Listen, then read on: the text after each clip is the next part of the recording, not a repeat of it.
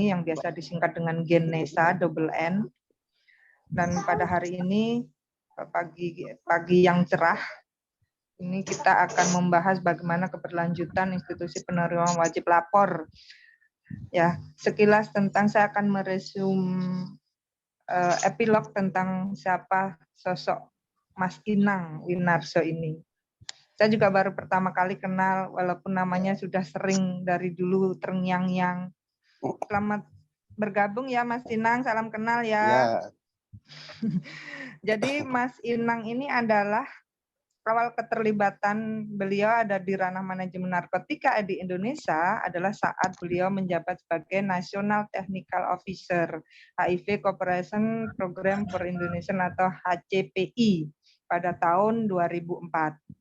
Nah, pada saat yang bersamaan, Mas Inang ini juga berkiprah sebagai pembina di Yayasan Stigma, lembaga sangat yang senior banget menggagas banyak-banyak ide, pengurangan dampak buruk, nafsa, serta dibilang mungkin cikal bakal pergerakan korban nafsa pada saat itu dan sampai sekarang.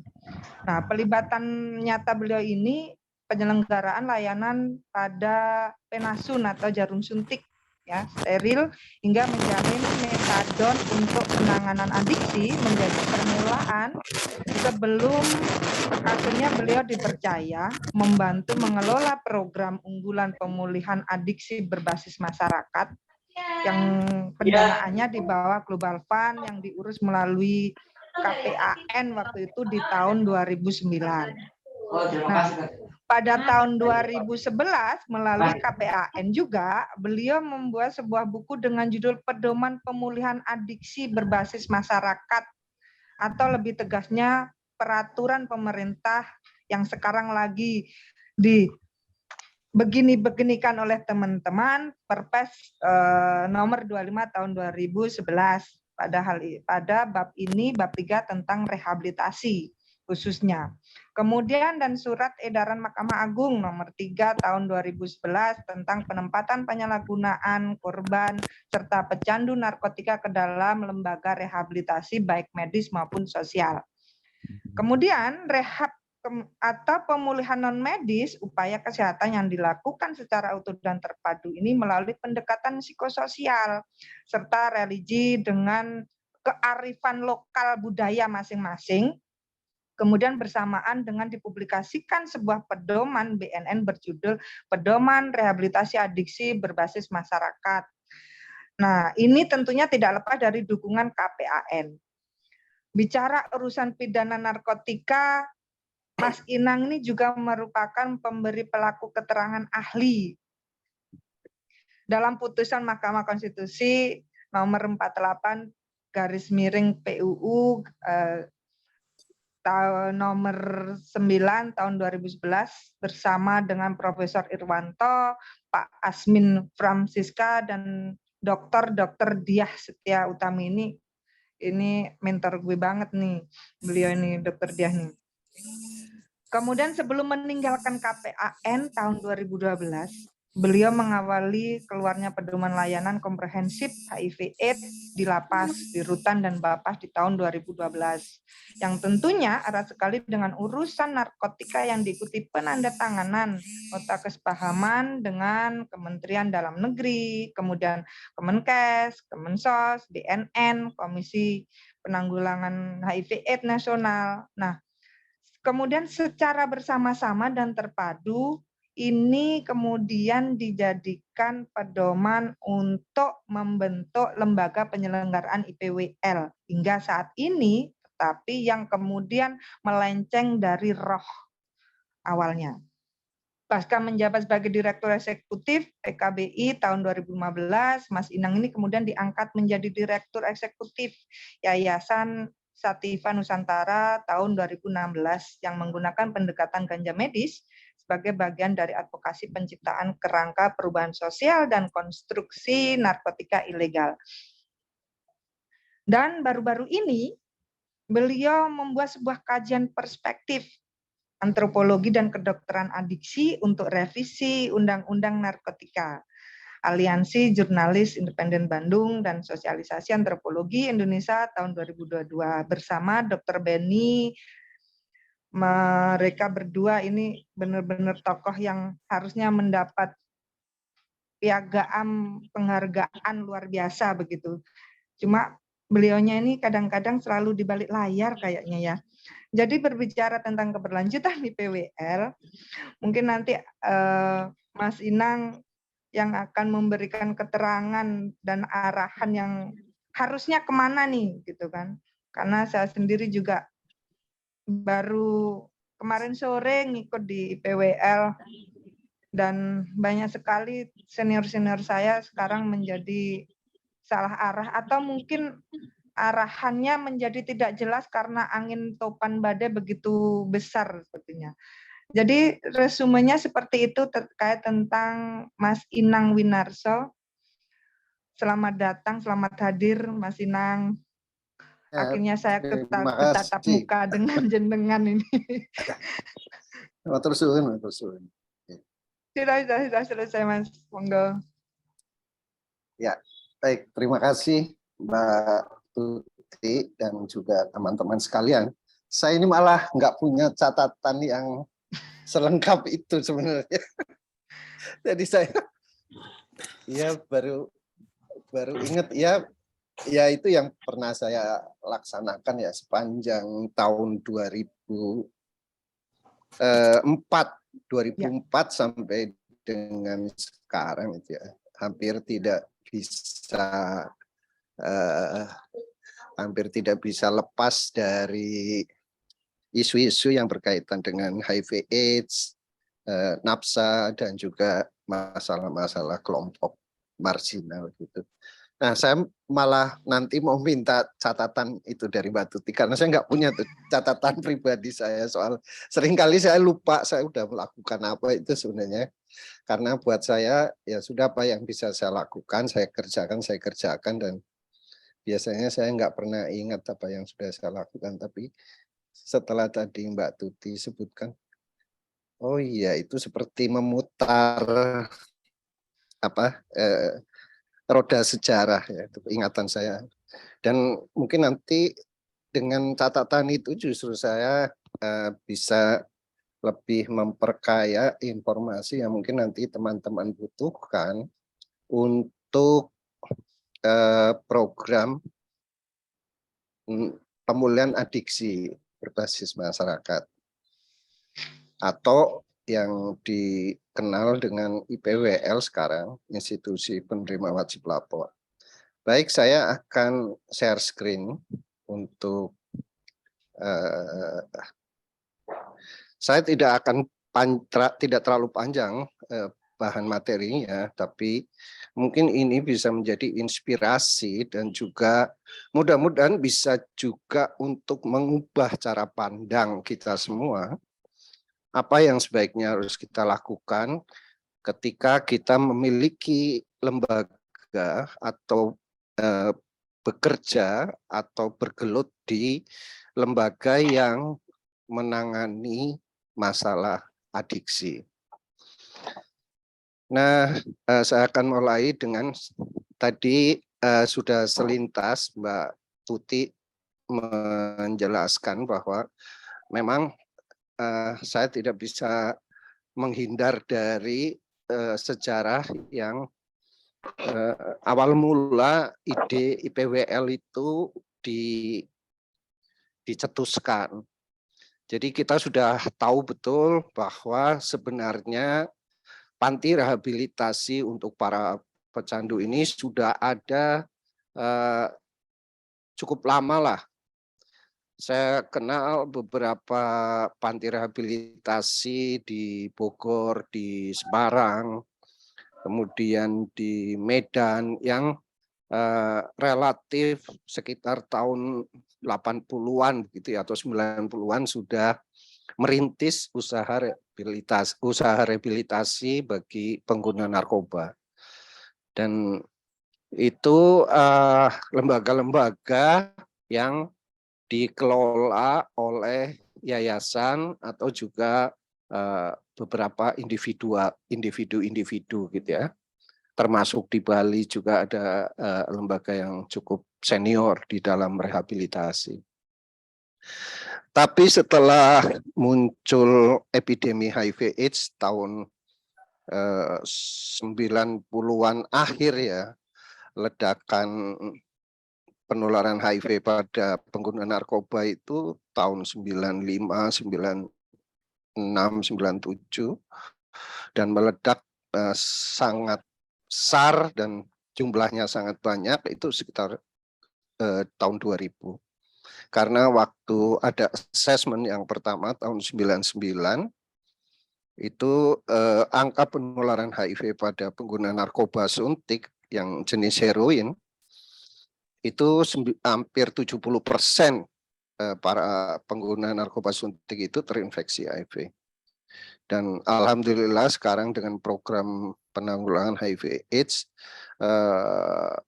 prevalensi HIV pada pengguna narkoba di bawah 20% atau turun jauh lah dari yang semula sekitar 70%. Jadi ini keberhasilan program HIV untuk pencegahan HIV pada pengguna narkoba suntik atau yang jenis heroin.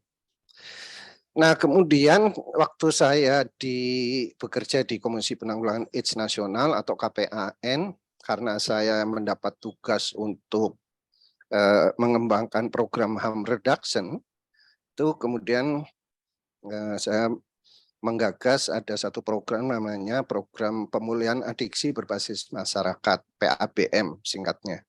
Nah, ini konsepnya sebenarnya rehabilitasi yang mampu menciptakan proses reintegrasi pecandu dengan masyarakat. Jadi ini sebutan berbasis masyarakat itu adalah konsep yang betul-betul menciptakan reintegrasi. Jadi semula kita tahu persis bahwa masyarakat melakukan stigma dan diskriminasi terhadap pengguna narkoba. Nah, tetapi masyarakat sebenarnya tidak bisa disalahkan untuk sikapnya gitu. Sikap masyarakat seperti itu ya karena ada kerugian yang dialami oleh masyarakat gitu.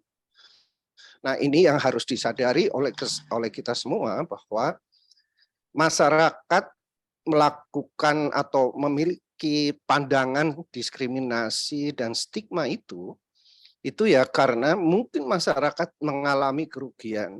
Dan yang kedua, masyarakat tidak tahu sebenarnya apa yang harus dilakukan oleh masyarakat ketika menghadapi situasi berhadapan dengan pecandu narkotika.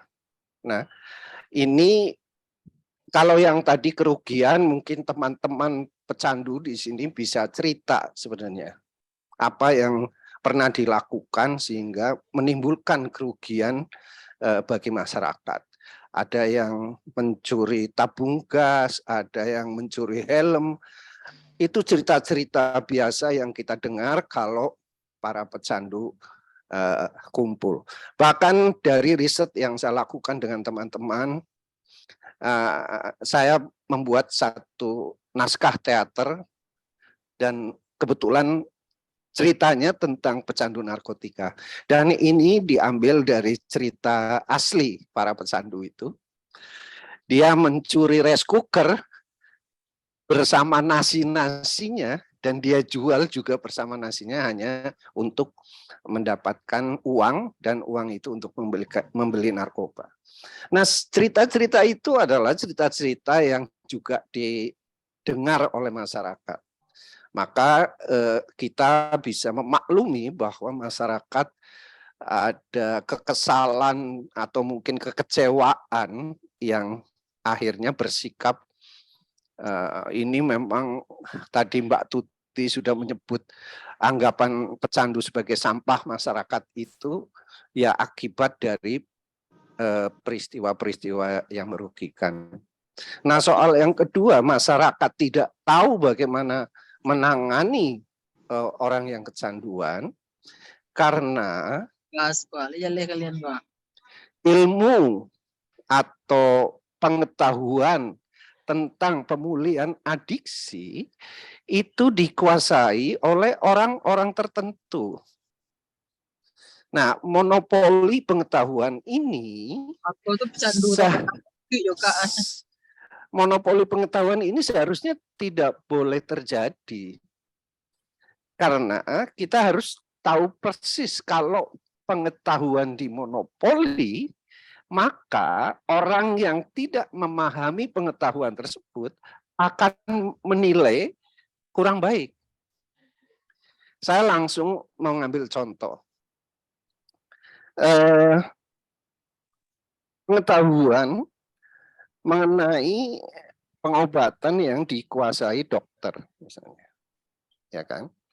Itu sedikit banyak kalau kita ketemu dokter itu ada perasaan apa ya? Perasaan jengkel gitu, karena dokter kalau ditanya, misalnya dok saya ini sakit apa, terus cuman dia menjawab, oh ini obat, minum aja obat ini, nanti sembuh. Tapi agak jarang dokter yang mau menjelaskan sebenarnya apa yang terjadi dengan tubuh kita. Menjelaskan panjang lebar, cukup memakan waktu gitu ya. Itu agak jarang. Karena ya banyak pasien yang antri, jadi begitu masuk keluhannya apa, langsung periksa taltul gitu ya dengan stetoskop, kemudian tulis resep, selesai. Nggak ada komunikasi. Yang kayak gitu tuh artinya monopoli pengetahuan yang seharusnya tidak terjadi dalam aspek pemulihan adiksi. Kalau bisa seluruh masyarakat itu mengerti bagaimana metode pemulihan adiksi. Itu sebenarnya yang mimpi waktu PABM itu diluncurkan agar ada keterlibatan masyarakat untuk memahami proses pemulihan adiksi. Dan sebaliknya, para pecandu yang menjalani pemulihan adiksi ikut berkegiatan bersama masyarakat. Jadi ada interaksi yang positif di antara dua belah pihak yang selama ini terpisah atau saling menuduh. Para pecandu menuduh masyarakat melakukan stigma diskriminasi. Masyarakat menuduh pecandu mengganggu ketertiban dan ketenangan masyarakat. Jadi cara mempertemukannya itu bukan menghapus stigma dan juga menghapus pandangan masyarakat tentang sampah, tapi solusinya adalah mempertemukan dengan berkegiatan bersama. Nah, sebenarnya ada satu lembaga yang sangat saya apresiasi melakukan metode ini adalah Rumah Cemara. Karena waktu itu saya sangat intens dengan teman-teman di Rumah Cemara untuk menguji coba sebenarnya. Rumah Cemara adalah lembaga penanganan adiksi di Bandung. Dengan akhirnya dengan mempertemukan kegiatan main sepak bola, futsal, main apalagi ya tinju, kemudian kegiatan musik bersama, di mana pecandu dan masyarakat itu berbaur dan tidak ada sekat. Nah, itu adalah proses reintegrasi yang kemudian menghapus otomatis akan menghapus stigma dan diskriminasi atau menghapus pandangan tentang sampah, tentang hal-hal yang buruk terhadap pecandu. Jadi pecandu harus berbuat baik juga kepada masyarakat. Dengan cara tadi melatih olahraga, melatih futsal, kemudian juga ikut kerja bakti bersama. Kalau pecandu tidak pernah berbuat baik kepada masyarakat, ya jangan harap stigma dan diskriminasi terhadap pecandu itu akan hilang. Kemudian juga saya mengapresiasi teman-teman yang waktu itu di Bali, di Denpasar, yaitu Ikon Bali, Ikatan Korban Nafsa Bali, yang dipimpin almarhum Wahyu. Dia melakukan kerja bakti untuk membersihkan sampah, membersihkan selokan, itu di kantor kejaksaan, kantor pengadilan. yang selama ini mengadili mereka. Gitu. Nah, perbuatan baik itu dicatat oleh masyarakat, dicatat oleh pemerintah bahwa para pecandu ini juga bisa berbuat baik kepada masyarakat. Nah, ini yang sebenarnya yang kemudian jarang kita lihat. Kebaikan-kebaikan apa yang sudah teman-teman kontribusikan untuk masyarakat. Sebaliknya, masyarakat jangan dibiarkan tidak mengerti tentang pemulihan adiksi. Masyarakat diajarilah gimana sih pemulihan adiksi, ibu-ibu PKK, ibu-ibu posyandu. Jelaskan kepada mereka proses pemulihan adiksi. Ya, tentu teman-teman di sini banyak yang ahli, tapi berbagilah ilmu tersebut kepada ibu PKK, kepada Karang Taruna. Begini loh pemulihannya. Jadi yang diajarkan adalah metodenya. Jadi bukan soal apa ya, kelakuan-kelakuan jenis-jenisnya ya Pak ya. Ya, bukan, tapi metodenya itu diajarkan kepada Karang Taruna, ibu PKK, ibu posyandu. Jadi terus mereka jadi ngerti, oh begini, tentu dengan bahasa yang sangat sederhana. Nah, setelah konsep PABM itu diterapkan, kemudian pemerintah ini ya sudah kalau gitu muncul ide gimana kalau semua pecandu ikut PABM sesuai dengan pasal 45455 2009. Sebenarnya gini, saya mau cerita sedikit soal pasal 455 ini. Saya termasuk yang menyesal mengusulkan pasal 5455 di dalam Undang-Undang Narkotika 2009 yang mengatakan bahwa pecandu berhak mendapatkan pelayanan rehabilitasi medis dan sosial, gitu ya. Dua pasal ini waktu itu kita perjuangkan dari mulai tahun 2005 kalau nggak salah atau 2006. Sampai dengan 2009 untuk mengubah undang-undang tahun 97. Ada dua undang-undang, Undang-Undang nomor 5 dan Undang-Undang nomor 22 tahun 97 tentang narkotika dan psikotropika. Dan yang kita ubah adalah narkotika. Nah, saya mengusulkan konsepsi mengenai kewajiban atau hak, maaf bukan kewajiban, tapi hak rehabilitasi yang harus diberikan pemerintah kepada para pecandu.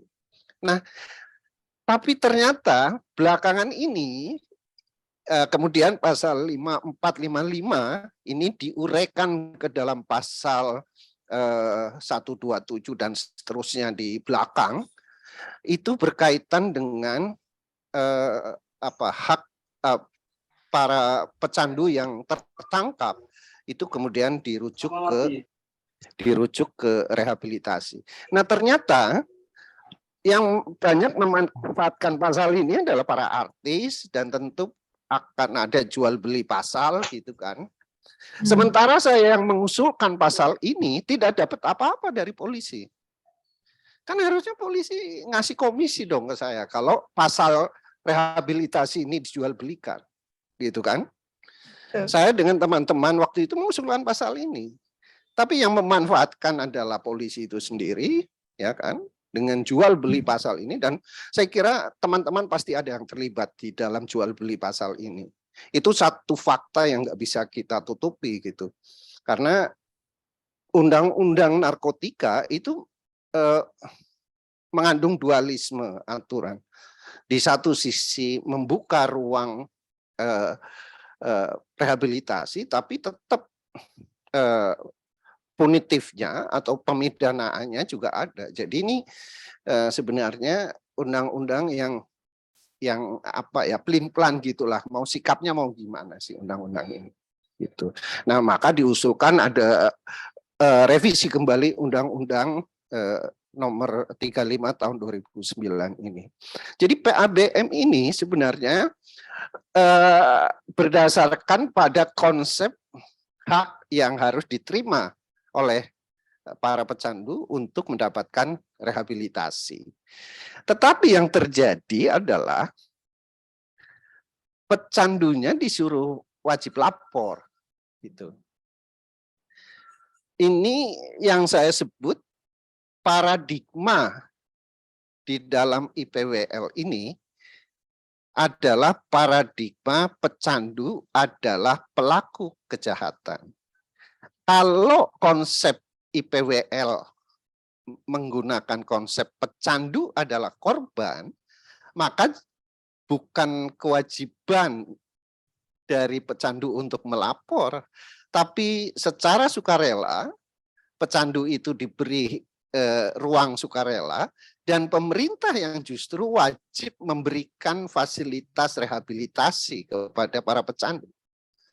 Artinya haknya pecandu wajib diberikan pemerintah, bukan kewajibannya pecandu baru mendapatkan haknya. Nah, ini sebenarnya problematika konsep IPWL sebenarnya. Nah, ini nanti berimplikasi terhadap situasi yang sekarang ini gitu. Nah, pada saat awal gagasan sebenarnya yang paling tepat melakukan IPWL ini adalah puskesmas, karena puskesmas tersebar di mana-mana.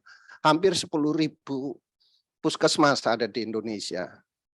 Maaf, mungkin lebih, 70.000 puskesmas di Indonesia, dan diharapkan itu, tapi sayangnya puskesmas tidak memiliki tenaga maupun fasilitas yang memadai. Jadi hanya beberapa puskesmas yang bisa melayani pemulihan adiksi, karena di sana harus ada konselor adiksi, konselor psikologi, ada ruang-ruang yang untuk di ruang konseling bagi para pecandu. Nah, tidak semua puskesmas memiliki fasilitas ini dan tidak ada juga upaya dari pemerintah untuk mengimprove, meningkatkan fasilitas di puskesmas agar bisa menjadi pusat layanan bagi para pecandu yang pusat layanan yang wajib diberikan pemerintah kepada para pecandu di wilayah kerja puskesmas tersebut. Jadi konsep ini sebenarnya ideal, tapi karena faktanya seluruh puskesmas tidak punya tenaga konselor, adiksi, dan juga tidak punya fasilitas, maka dibukalah khususnya rehabilitasi sosial atau rehabilitasi non-klinis diberikan kepada lembaga-lembaga yang di awal tahun 80-an, 90-an sudah memiliki kapasitas untuk rehabilitasi. Jadi itu riwayat sebenarnya IPWL lahir. Tetapi ada konsep yang keliru ketika IPWL ini dirumuskan, cara pandang pemerintah masih melihat pecandu sebagai pelaku kejahatan. Maka dia wajib lapor, dengan jaminan setelah lapor, maka pecandu itu akan mendapatkan pelayanan. Kalau enggak lapor, enggak dapat pelayanan. Jadi ini cara pandang yang mungkin harus kita luruskan kalau ingin memulai hari baru atau konsep baru IPWL kembali pada konsep dasarnya dulu. Itu yang harus diluruskan baik di sisi pemerintah, mungkin juga dari kawan-kawan pelaksana IPWL. Kalau masih menganggap pecandu adalah pelaku kejahatan, maka yang terjadi adalah eksploitasi, kemudian persekusi terhadap pecandu-pecandu tersebut. Eksploitasinya bisa eksploitasi uang, bisa eksploitasi fisik untuk wajib mengikuti langkah-langkah ABCD XYZ gitu kan. Persekusinya selalu ada tuduhan bahwa kalian itu adalah orang-orang, pecandu ini adalah orang-orang yang sampah masyarakat. Nah, sekarang ini yang saya kira harus kita lanjutkan. Posisi hukum pecandu ini, teman-teman harus clear ini. Kalau nggak clear, jangan meneruskan diskusi soal apakah mau IPWL, mau panti rehab, atau mau apapun. So, teman-teman harus clear dengan konsep hukum ini. Menurut teman-teman, ini nanti dijawab masing-masing ya. Pecandu itu korban atau pelaku kejahatan? Kalau mencuri helm, mengambil rice cooker, itu kan kejahatan-kejahatan kriminal ringan yang tidak ada kaitannya langsung dengan kecanduan itu. Ya seperti halnya copet, maling gitu kan. Maling uang rakyat juga termasuk maling gitu kan, koruptor-koruptor itu. Jadi di mana nih posisi pecandu dalam posisi hukumnya? Nah, dari awal tahun 2004 lah ketika saya mulai terlibat dalam program harm reduction. Jadi riwayatnya gini, kenapa saya berkesimpulan pecandu adalah korban? Waktu itu saya disuruh menangani penanggulangan AIDS di Lapas Rutan tahun 2004. Nah, kebetulan Lapas Rutan yang saya dampingi adalah 14 lapas narkotika. Pertama kali di Indonesia itu ada 14. Nah, saya keluar masuk tuh penjara. Dan setelah saya berinteraksi dengan para narapidana narkotika, kemudian saya selalu banyak berinteraksi dengan para penggunanya, para pecandunya. Nah, saya penasaran sebenarnya. Karena dari seluruh cerita para pecandu, mereka mendapatkan barang atau zat itu dari bandar. Nggak ada tuh sumber zatnya itu dari Allah Subhanahu wa Ta'ala, itu nggak ada. Zat narkotika dari anggota agama atau dari tokoh agama yang berbaik hati mengasih zat narkotika itu nggak ada. Jadi zat narkotika itu selalu bersumber dari bandar narkotika. Maka saya saking penasarannya, saya temui bandar kurir pengedar yang ada di lapas narkotika. Dan pertanyaan saya kepada mereka, dan waktu itu bandar-bandar atau kurir orang Nigeria itu banyak sekali di Lapas Rutan, terutama di Jakarta, Cirebon, kemudian ada di Bandung. Itu saya tanya kepada Niger itu, Anda pakai narkoba enggak? Enggak. Anda pakai heroin enggak? Enggak. Loh, kenapa Anda tidak pakai heroin? Si Niger ini, ada beberapa juga orang Taiwan dan orang Cina, itu menjawab, kalau saya pakai narkoba, maka barang yang saya jual itu akan habis dipakai saya, dan saya tidak dapat untung. Nah, pernyataan para Niger ini menyadarkan saya bahwa, oh sialan, ini bajingan tengiknya adalah bandar. Dia sengaja mencari keuntungan dari transaksi penjualan narkoba, di mana dia sendiri tidak menggunakan narkoba. Artinya teman-teman pecandu ini adalah korban dari perdagangan yang dikelola oleh para mafia termasuk Niger, Cina, Taiwan, dan seterusnya. Jadi teman-teman ini seakan-akan jadi sapi perahan dari perdagangan ini. Maka saya berkesimpulan teman-teman ini adalah korban dari sistem perdagangan yang kurang ajar seperti ini. Ini perdagangan yang yang membuat emosi saya waktu itu, wah sialan ini. Berarti biang keroknya itu mereka. Nah, lalu kenapa orang-orang aparat kita, masyarakat kita, pejabat-pejabat kita menuduh para pecandu itu pelaku kejahatan?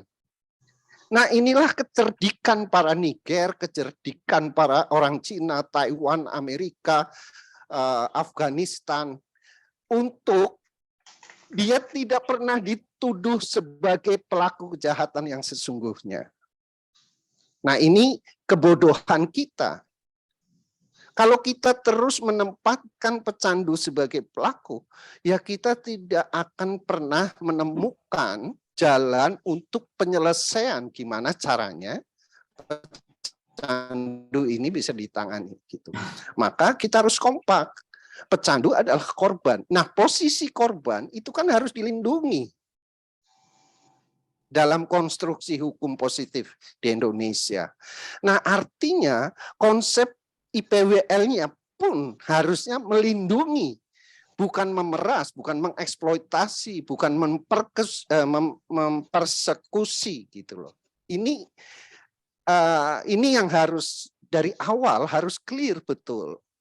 Kalau ada lembaga IPWL menempatkan pecandu sebagai pelaku kejahatan, maka ke depannya akan ada eksploitasi, persekusi, pemerasan, dan seterusnya.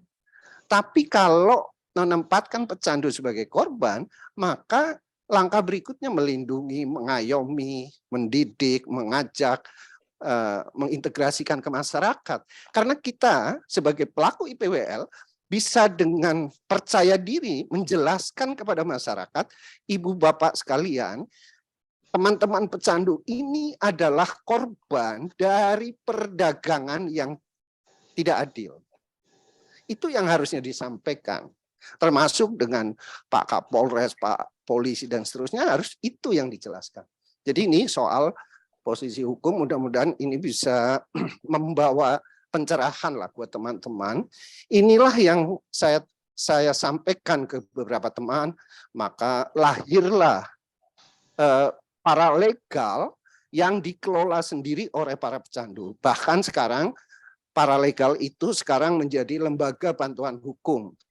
Nah, itu konsepnya berarti menempatkan pecandu sebagai korban. Itu riwayat kenapa kemudian berkembang teman-teman pengguna narkoba menjadi paralegal, kemudian bahkan sekolah di Fakultas Hukum, kemudian menjadi lawyer gitu. Nah, ini sekarang fakta tentang IPWL yang berlangsung sampai dengan hari ini. Yang pertama, yang milik pemerintah, tidak semua IPWL milik pemerintah itu memiliki konselor. Jadi ini masih kekurangan di sisi IPWL yang dikelola pemerintah. Alkes dan obat untuk kebutuhan pecandu sudah ada tapi tidak lengkap. Ini banyak keluhan yang di sisi pemerintah dan banyak sekali kelemahan yang bisa kita evaluasi IPWL milik pemerintah. Nah, sekarang IPWL non pemerintah. Saya tidak bisa mengevaluasi banyak hal. Tapi salah satu pemicu kenapa terjadi keributan kemarin karena beberapa IPWL mengandalkan duit sedekah dari APBN. Saya mengatakan duit APBN itu sedekah. Karena sebenarnya kewajiban dana APBN itu dikelola oleh pemerintah, IPWL pemerintah, dan dana APBN itu untuk menyediakan konselor adiksi, membeli obat, dan menambah fasilitas dan seterusnya. Nah, kita yang non pemerintah seharusnya secara profesional, secara mandiri, jangan mengandalkan sedekah, gitu. Apalagi dari kalau jalurnya kan berarti cuma dari Kemkes sama BNN. Ya, saya katakan itu sedekah, tapi artinya kelas teman-teman kalau mengandalkan sedekah ya kejadiannya seperti sekarang ini gitu. Ini yang harus kita refleksikan sebagai kenapa kita harus mengandalkan sedekah itu. Lalu gimana caranya kita keluar dari situasi yang mengandalkan sedekah? Ya, kita ada 3 hal yang paling simpel ya. Kita jangan ngandalin lagi pada duit sedekah itu, kemudian jangan terlalu membebani klien. Nah, ketiga ini, nomor 3 ini penting. IPWL itu harus disertifikasi. Supaya keberadaan teman-teman lembaga IPWL ini adalah lembaga yang profesional, punya standar kualitas pelayanan yang bisa dikatakan akuntabel, kemudian sangat mengutamakan kemanusiaan gitu kan. Kemudian juga nanti bisa memberikan hasil terbaik bagi para klien. Nah, 4 aspek yang harus disertifikasi. 1 soal kelembagaan. Jadi tentu harus punya status kelembagaan yang jelas. Tercatat di Kementerian Hukum dan HAM, kemudian mendapatkan pengesahan atau akta notaris yang jelas, kemudian memutuskan bentuknya terserah. Ada 2 pilihan sekarang berdasarkan Undang-Undang Nomor 17 tahun 2013, lembaga-lembaga masyarakat diperbolehkan dibentuk berdasarkan 2 bentuk badan hukum. Yang satu yayasan, yang satu perkumpulan.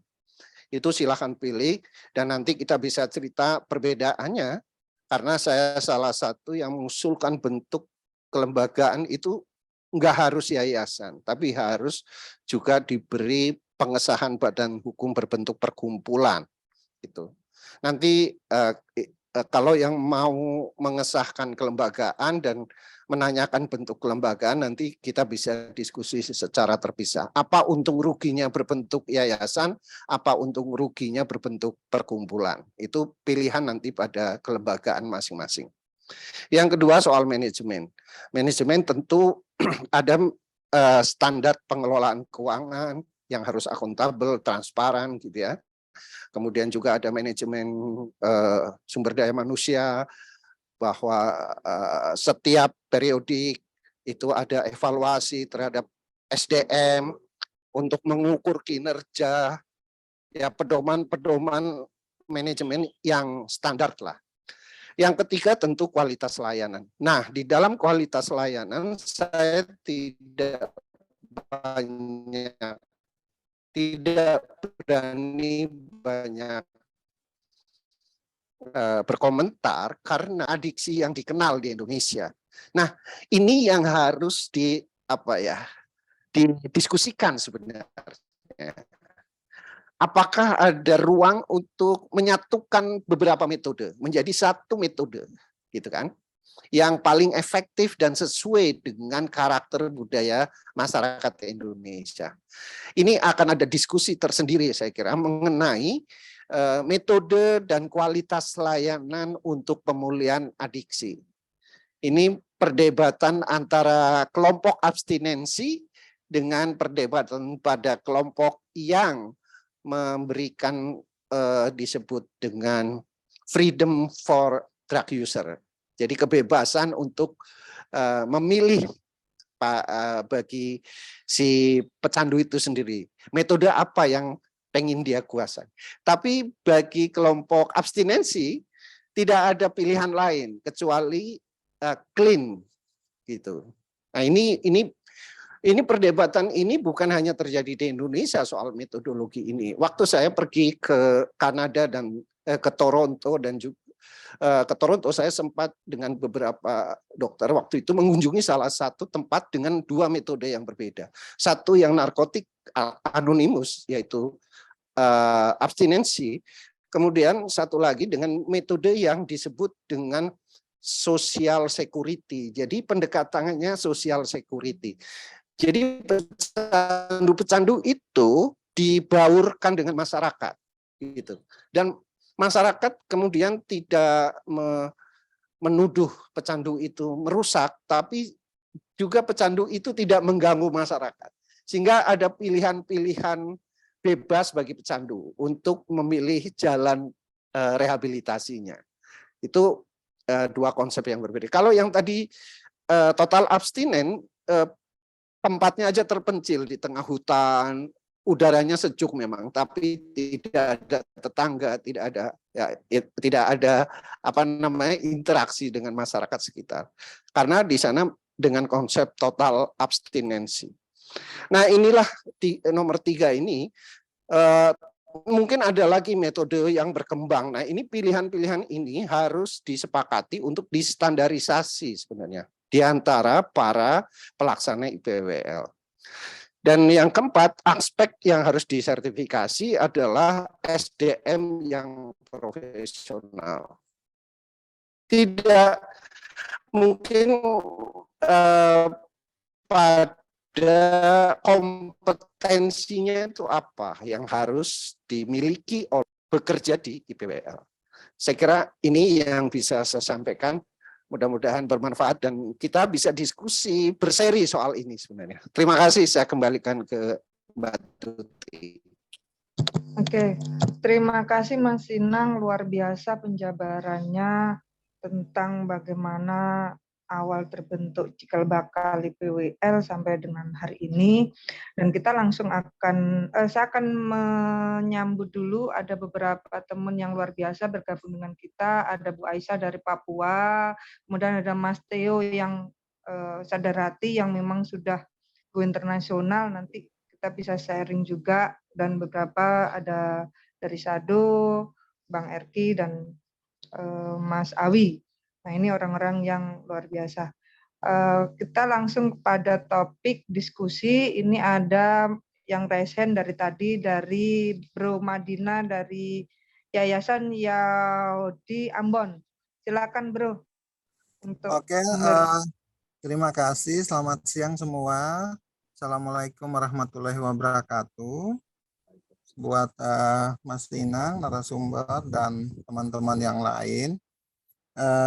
Mungkin terkait dengan topik kita di sini sebenarnya ada beberapa poin yang mau saya sampaikan, bahwa yang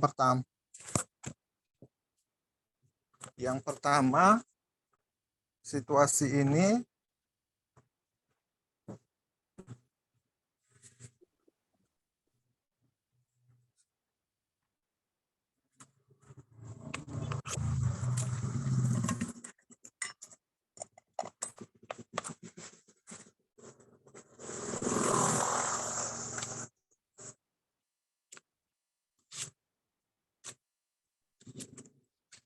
Halo, Bro Madina. Halo, dengar suara? Iya. Silakan, pertanyaannya apa, Mas Bro Madina?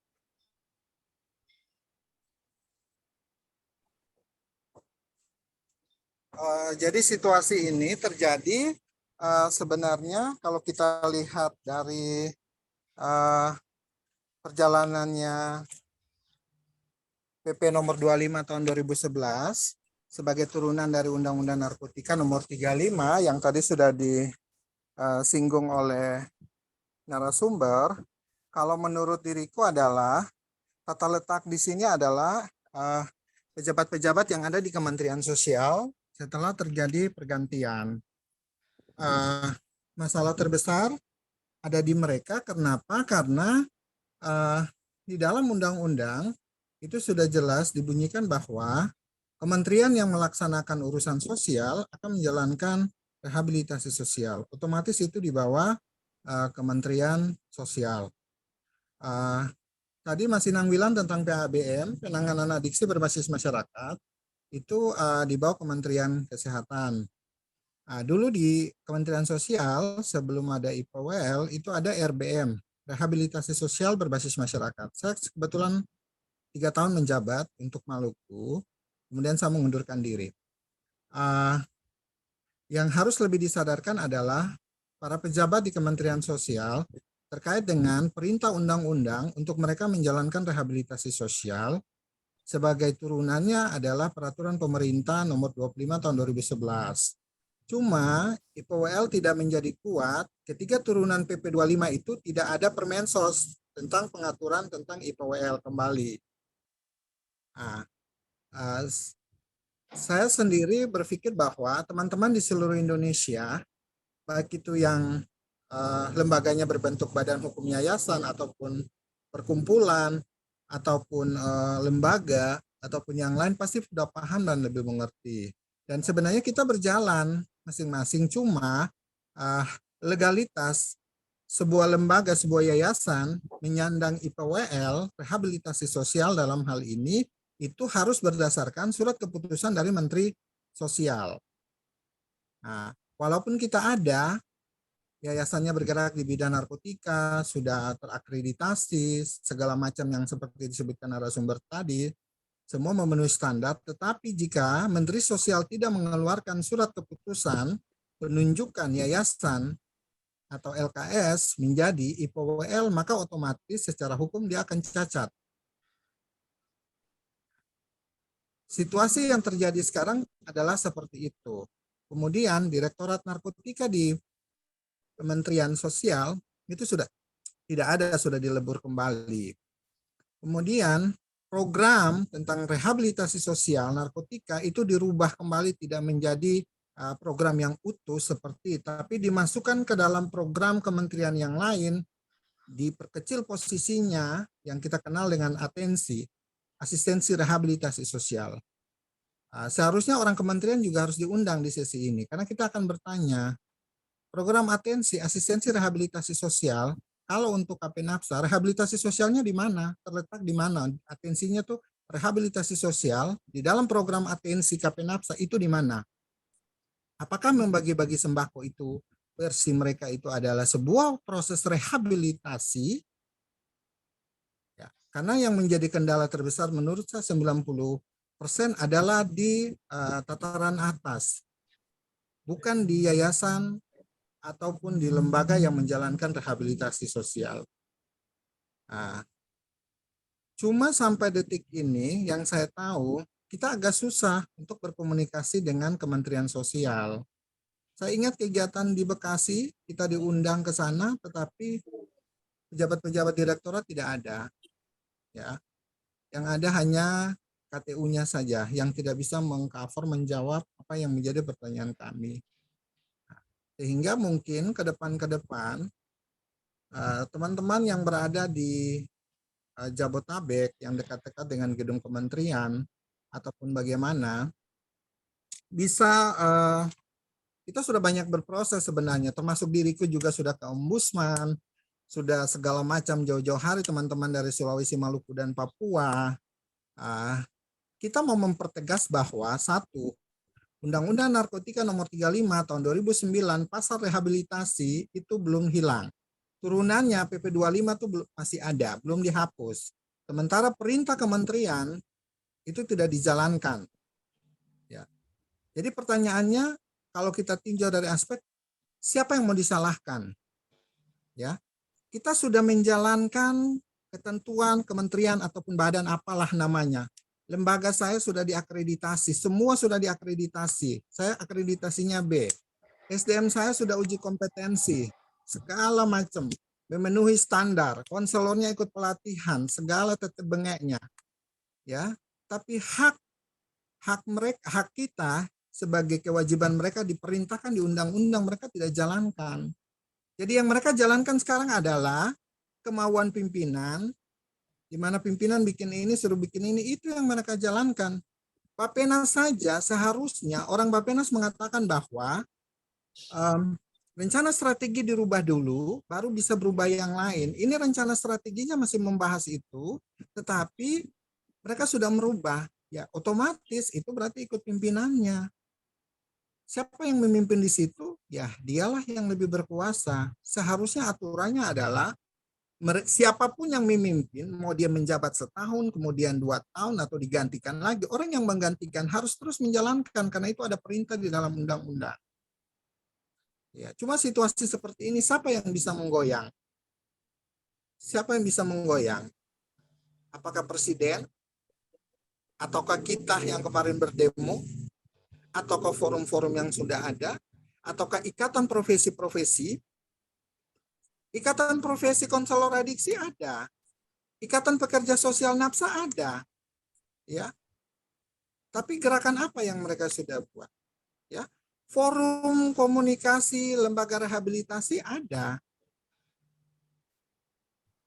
Kita hanya sebatas bersuara, sebatas bergerak, tapi yang seharusnya adalah kesadaran dari pihak-pihak di kementerian. Dalam hal ini untuk rehabilitasi sosial. Walaupun tadi Mas Inang bilang bahwa kita jangan terlalu berharap sedekah lewat APBN Kemensos. Betul. Saya harus bilang bahwa selama program IPWL rehabilitasi sosial yang didapat adalah hanya untuk program-program kegiatan dengan klien. Ya, tidak untuk operasional lembaga, tidak untuk gaji pimpinan, tidak untuk gaji karyawan saya, tidak untuk gaji kantor, sewa kantor tidak. Ya. Jadi duit dari APBN itu dipakai untuk transportasi, kemudian biaya kegiatan, form-form yang harus kita form. Jadi wajar-wajar saja karena itu perintah daripada undang-undang. Dan saya berpikir bahwa teman-teman juga bisa berpikir banyak dalam arti kata melihat situasi-situasi yang ada. Cuma mohon maaf sekali lagi saya bilang bahwa jauh sebelum teman-teman di Jabotabek bersuara, ngobrol, kita dari Maluku, Papua, Sulawesi itu sudah melakukan aksi hal-hal kecil tapi sampai ke sana. Cuma begitulah kita dibatasi oleh hak-hak yang batasan yang tidak mungkin kami bisa terobos. Saya tahu teman-teman di sini ada, saya lihat beberapa orang juga di dalam sesi ini sudah pernah ketemu dengan Komisi 8 ya, dan banyaklah. Tapi saya tidak tahu apakah nanti kebijakan terjadi setelah undang-undang dirubah kembali ataukah terjadi perubahan di kabinet presiden yang sekarang memimpin baru undang-undang bisa dilaksanakan, atau karena kami merasa bahwa kami sudah menjalankan apa yang menjadi kewajiban kami dengan akreditasi, dengan uji kompetensi, dengan perbaikan dan segala macam, kami sudah menjalankan. Dengan adanya standar biaya dan segala macam, bahkan di lembaga saya itu rehabnya gratis. Ya. Tapi realnya seperti ini. Akar permasalahannya kalau menurut saya adalah manusia-manusia pribadi-pribadi di Kementerian Sosial yang sekarang duduk harus banyak baca, banyak diskusi, banyak ngobrol, banyak sharing ya dengan mereka-mereka yang senior-senior yang dulu duduk di Direktorat NAPSA. Sekarang Direktorat NAPSA sudah tidak ada, direktorat baru. Pertanyaannya, orang-orang itu ngerti, paham dan punya pengalaman atau hanya sekedar jabatan dia menjalankan perintah udah selesai? Menurut saya seperti itu. Terima kasih. Ya, saya langsung komentar atau gimana? Halo, gimana? Ya, Mas Inang boleh langsung ini deh. Oh ya, terima kasih Ya. Bang Madina. Jadi gini, menempatkan relasi antara pemerintah dengan non pemerintah. Jadi yang wajib menjalankan pasal ya, pasal 5455 itu adalah kementerian. Artinya pihak pemerintah. Nah, yang kita kritisi kalau pemerintah tidak melaksanakan kewajiban itu. Jadi kita tagih. Nah, untuk yang rehabilitasi sosial itu pemerintah sekarang dengan atensi itu hanya memiliki 41 yang disebut dengan balai rehabilitasi sosial. Jadi itu yang komprehensif untuk macam-macam itu hanya 41 yang ditetapkan oleh Kementerian Sosial sebagai lembaga yang akan menjalankan rehabilitasi yang komprehensif bagi kelompok pemerlu pelayanan sosial. Nah, relasi yang non pemerintah, kenapa harus minta duit ke pemerintah? Itu yang jadi masalah sebenarnya. Kenapa lembaga-lembaga non pemerintah tidak mengibarkan bendera sebagai lembaga yang mandiri? Kemudian akreditasinya harus dilakukan oleh lembaga independen gitu. Jadi proses legalisasi lembaga berdasarkan Undang-Undang 17 tahun 2013 itu hanya di Kementerian Hukum dan HAM dan Kementerian Dalam Negeri untuk melegalisasi keberadaan lembaga organisasi kemasyarakatan bidang apapun termasuk rehabilitasi mengacunya kepada Undang-Undang 17 2013 yang sudah diganti dengan Perpu gara-gara ada HTI waktu itu. Jadi Undang-Undang Ormas ini diubah dengan Perpu hanya untuk membubarkan HTI. Nah, itu kewajibannya pada dua itu, pada dua pemerintahan, dua kementerian. Nah, profesionalisme dari lembaga non pemerintah itu diukurnya oleh lembaga-lembaga sertifikasi yang independen, sehingga ada objektivitas, gitu loh. Jadi teman-teman seharusnya nanti bisa memikirkan sekarang sangat terbuka untuk para profesional yang merasa bahwa ini harus ada standarisasinya, itu bisa membentuk asosiasi. Jadi bentuknya asosiasi, kemudian punya lembaga sertifikasi yang independen, sehingga secara profesional nanti bisa objektif gitu. Jadi ini yang bahwa problem di Kementerian Sosial itu problem struktural yang sebenarnya kita bisa mengkritik keras soal kenapa hanya 41 yang dibangun gitu. Indonesia itu ada sekian banyak kabupaten, 514 kota kabupaten gitu. Kenapa enggak dibangun di 514 kabupaten? Kenapa enggak seperti puskesmas yang ada di setiap kecamatan? Itu kan yang harus kita pertanyakan. Kita menagih ke pemerintah bukan untuk kepentingan kita sebenarnya, tapi untuk kota kabupaten itu berhak. Nah, ketika pemerintah meminta tolong kepada kita, ya teman-teman IPWL ketika dimintai tolong, ya hanya ada dua pilihan, bisa memberi pertolongan secara ikhlas kepada pemerintah atau meminta imbalan dari pemerintah ketika dimintai tolong.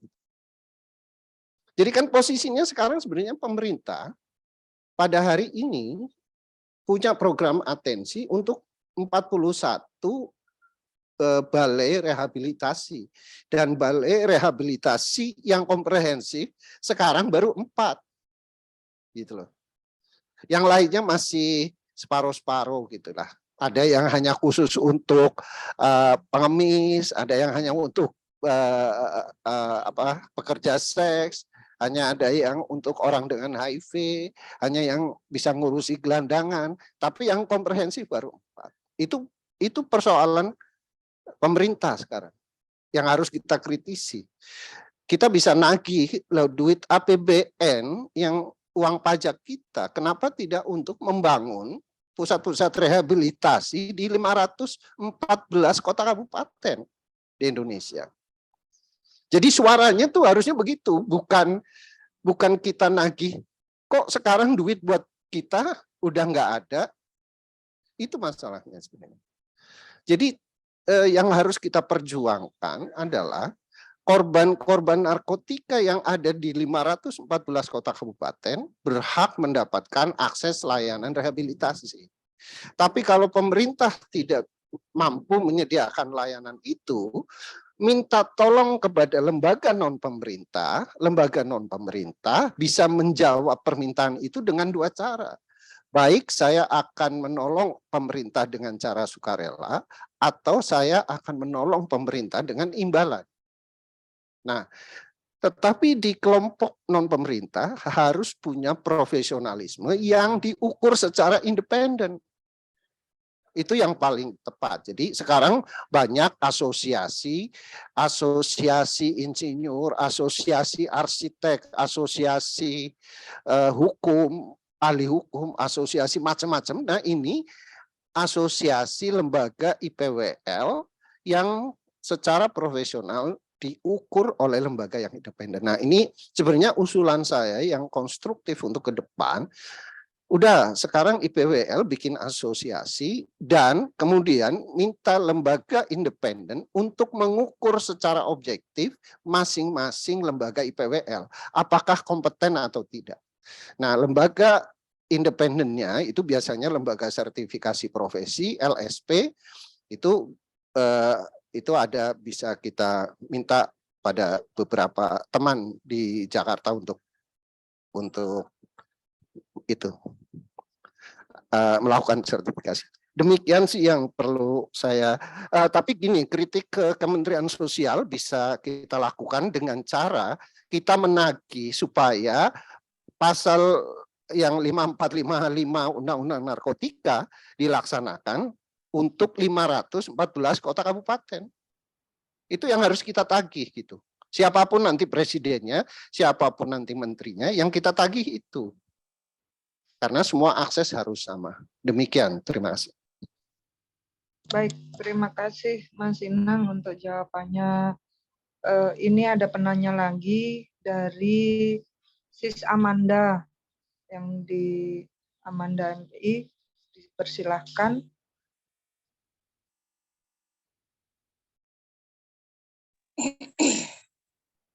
Baik, halo semua. Salam kenal buat Pak Inang. Saya Amanda dari Papua. Saya di MPI sebagai Direktur Eksekutif Misi Persaudaraan Indonesia. Saya senang sekali hari ini bersama-sama dengan Pak Inang, kita bisa Zoom, kita bisa bicara terkait keberlanjutan, terkait IPWL. Soal masalah IPWL ini menjadi perhatian buat saya tadi setelah kita bincang di Zoom ini, saya ikuti dari awal sampai sekarang.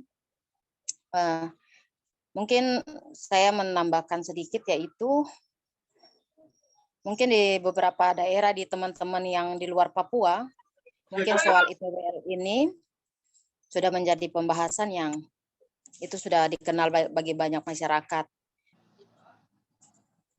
Tapi kalau di Papua, istilah web IPWL ini belum ada. Belum pernah Amanda dengar, bahkan masyarakat lebih luas itu tidak mengenal dengan sebutan IPWL. Biasanya disebut dengan pecandu wajib lapor ke BNN. Itu yang biasa disebut. Terus poin yang kedua yang saya tanggapi juga setelah saya mendengarkan penjelasan dari Pak Inang, terus dari salah satu teman yang dari tadi dari Maluku, ini menjadi ketertarikan saya, yaitu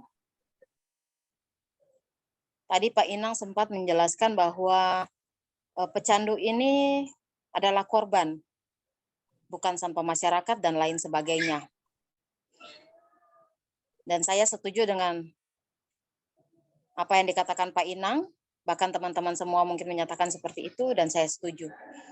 Karena di sini kalau kami di Papua, kami teman-teman pecandu, mantan pecandu, bahkan pecandu yang masih aktif itu, seringkali setiap kali ketahuan mereka mengkonsumsi atau menggunakan narkotika, itu mereka ditangkap oleh aparat kepolisian dan mereka masih mendapatkan perlakuan kekerasan.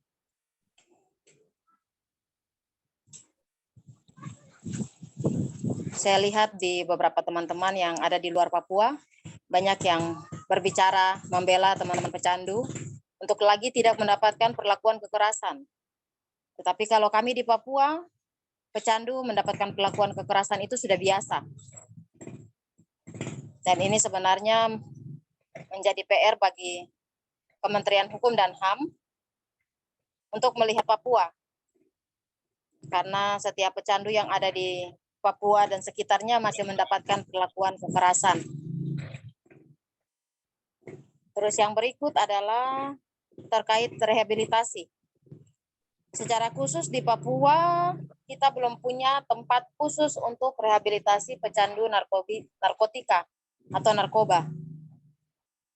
Itu yang menjadi PR buat kami di Papua. Sampai hari ini kami belum punya tempat rehabilitasi. Jadi kalau teman-teman pecandu masuk, ketahuan dari aparat kepolisian, ditangkap menjalani masa hukuman, keluar lagi, ya kembali lagi aktif menjalankan transaksi mereka. Ini yang menjadi perhatian bagi saya. Boleh tahu teman-teman Ibu di Papua? Di Papua mana? Saya dari Jayapura. Papua, dari Jayapura. Oh, dari Jayapura ya. Terkait tempat rehabilitasi, Mungkin teman-teman LSM atau komunitas banyak yang berbicara terkait narkoba, banyak yang berbicara terkait kepentingannya teman-teman pecandu. Tapi kami di Papua belum ada tempat rehabilitasi. Jadi penting buat kita untuk, menurut saya, kalau di tempat lain seperti di Indonesia di bagian lain punya tempat rehabilitasi, kenapa di Papua tidak punya? Jadi kalau misalnya seseorang pecandu dia ingin sembuh, dia ingin pulih, dia bukan sembuh ya. Kita pecandu itu kita nggak bisa sembuh, tapi kita pulih. Jadi sewaktu-waktu dia pasti bisa kembali lagi. Jadi saya pikir ini penting untuk di Papua itu ada tempat rehabilitasi. Terus yang pertama yang tadi saya bicara bahwa kita di Papua setiap pecandu yang ditangkap itu masih mendapatkan perlakuan kekerasan. Dan ini kita sebagai teman-teman aktivis yang duduk di komunitas, baik LSM, ini tidak ada tindak lanjut dari kami untuk melihat soal teman-teman pecandu yang mengalami kekerasan. Sebelum kita masuk di Zoom ini juga tadi, saya sempat baca-baca terkait apa itu IPWL. Di situ ada kebijakan atau mungkin teman-teman semua mengenal dengan police security. Awalnya di situ, tapi sekarang lagi ada police health, yang artinya ada pemulihan. Jadi kita tidak lagi menyelesaikannya dengan hal-hal yang seperti kita harus menyatakan bahwa pecandu itu adalah sampah masyarakat dan sebagainya. Kita harus memojokkan mereka, menstigma mereka. Jadi ini saya merasa bahwa teman-teman di provinsi lain di Indonesia ini sudah ada kemajuan, tapi kami di Papua secara khusus itulah menjadi dua kekurangan kami. Yang pertama, kami pecandu masih mengalami kekerasan, dan yang kedua, kami di Papua itu masih belum punya tempat rehabilitasi khusus buat teman-teman pecandu. Oke. Dan ini menjadi yang saya. Terima kasih. Sis Amanda, berarti ada 2 poin ya yang tadi sudah disebutkan ya. Mas Inang, sebelum dijawab nih Mas, ada resen lagi ini dari Ayah Kamil ya. Dari Ayah Kamil ada mengajukan beberapa pertanyaan juga. Nanti disambung, nanti ada tambahan lagi dari Mbak Aisyah ini yang dari Papua juga, yang memang nanti akan menambahkan dari Sis Amanda yang menganggap di Papua belum ada rehabilitasi, mungkin akan ditambahkan nanti oleh Mbak Aisyah, karena tahu saya Mbak Aisyah juga dari Papua tuh, cuma aku belum paham Papua sebelah mana. Dipersilakan oleh Ayah Ferry Kamil untuk pertanyaan berikutnya. Ya. Terima kasih Mbak Titi. Assalamualaikum warahmatullahi wabarakatuh. Selamat siang teman-teman. Saya ikutan ini ya, sumbang pikir gitu dalam diskusi publik ini. Jadi saya bekerja di isu drugs ini sejak belajar itu waktu mulai dengan program harm reduction, dan kemudian belajar tentang kebijakan NAPSA atau kebijakan narkotika, dan kemudian dari polisinya, dari sisi kebijakan ataupun dari sisi program. Nah, saya ingin mengulas sedikit teman-teman tentang bahwa kita sampai ke kebijakan saat ini, ya salah satunya adalah tentang adanya IPWL itu adalah hasil dari situasi dari paradigma yang digunakan oleh para pengambil keputusan gitu ya. Jadi para pembuat undang-undang itu. Dan iya. Dan teman-teman mohon di-mute dulu yang lain ya. Dan ditambah lagi dengan situasi sikap dari masyarakat, kemudian situasi politik gitu ya. Dan atmosfer itu semua sampai kita sampai ke kebijakan, katakanlah di kebijakan tahun 2009. Dan biasanya dalam sebuah kebijakan itu akan dan bukan biasanya, itu merupakan suatu keharusan bahwa setiap kebijakan termasuk undang-undang akan dievaluasi secara regular gitu ya, apakah 5 tahun atau 10 tahun gitu, untuk melihat apakah masih tepat atau tidak. Nah, itu satu hal saya kira yang ada atau tidak gitu ya tentang IPWL ini dievaluasi atau tidak, dan kira-kira hasil-hasil evaluasi, rekomendasi-rekomendasi itu memang diakomodasi atau dijawab atau diterjemahkan atau tidak dalam pelaksanaan program. Itu satu hal. Dan kemudian biasanya salah satu yang digunakan itu dalam proses evaluasi adalah melihat tentang hasil dan dampak gitu ya dari sebuah kebijakan. Jadi dan ditambah dengan sekarang ini paling populer istilahnya evidence based policy katanya ya, kebijakan yang berbasis pada bukti-bukti yang ilmiah artinya. Dan apakah memang kita menggunakan bukti-bukti ilmiah atau tidak dalam kebijakan narkotika kita? Itu satu bagian yang mungkin perlu kita diskusikan juga nanti secara terpisah atau bagian dari diskusi publik ini. Karena apa teman-teman? Kalau kita lihat sebenarnya bukti-bukti ilmiah itu apa? Kita sudah mungkin di dalam negeri sendiri masih agak terbatas gitu ya, penelitian-penelitian, kajian-kajian yang agak komprehensif tentang masalah narkotika ataupun nafsa, termasuk tentang drug treatment. Tapi dalam global drugs policy, dalam kebijakan global narkotika ataupun masalah narkoba, narkotika, nafsa, itu sudah banyak tuntunannya gitu ya. Jadi kita lihat misalnya tadi disinggung oleh Kakak Amanda ya tadi ya tentang perubahan paradigma dari paradigma keamanan itu security approach kemudian menjadi public health approach gitu ya. Jadi menjadi pendekatan kesehatan masyarakat. Itu bahkan UNODC yang menjadi salah satu kiblat gitu ya, INCB, CND itu berganti posisi tahun 2012-an itu sudah berubah dari pendekatan keamanan menjadi pendekatannya ke kesehatan untuk para pengguna. Jadi itu yang kita sudah ada bukti-bukti ilmiah dan ada rekomendasi-rekomendasi global tentang itu.